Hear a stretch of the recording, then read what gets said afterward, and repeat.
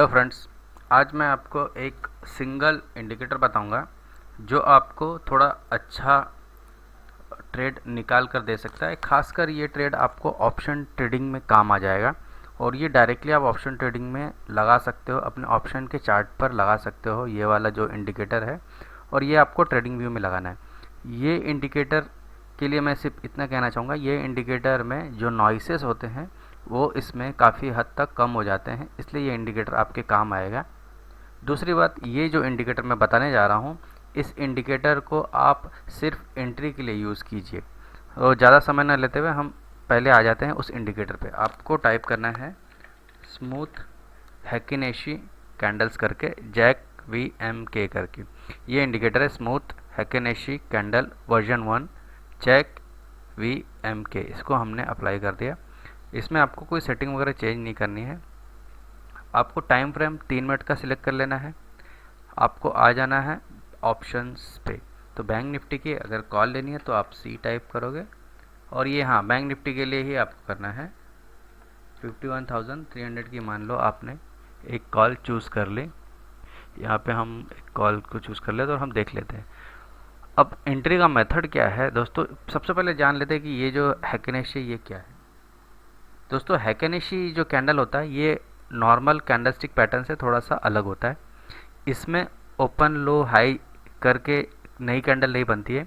इसमें ये कैंडल तब तक ग्रीन रहेगी जब तक इस कैंडल में पिछला कैंडल का लो या पिछले कैंडल का जो क्लोज है वो जब तक नहीं टूटेगा तब तक ये कैंडल अप ट्रेंड में ही मानी जाएगी। और जब ये कैंडल पिछले कैंडल की क्लोज को तोड़ देगी तब ये डाउन ट्रेंड में चली जाएगी। दूसरी बात, अगर आपको ये कैंडल इस तरह से बड़े बड़े दिखाई दे रहे हैं तो ये स्ट्रॉन्ग अप ट्रेंड माना जाता है, और अगर बड़े बड़े रेड कैंडल दिखाई दे रहे हैं तो ये स्ट्रॉन्ग डाउन ट्रेंड माना जाता है। लेकिन जैसे ही ये कैंडल्स नैरो या छोटे हो जाते हैं और वीक्स दोनों साइड में बनने लग जाती है तो ये एक तरह से वीक ट्रेंड माना जाता है या वहाँ पे मोमेंटम कम है। तो आपको एंट्री कब करनी है? आपको एंट्री करनी है इसी वीक पॉइंट पे। दोस्तों, जब भी मार्केट भाग रहा होता है तब उसे कैच करना सबसे ज़्यादा रिस्की होता है।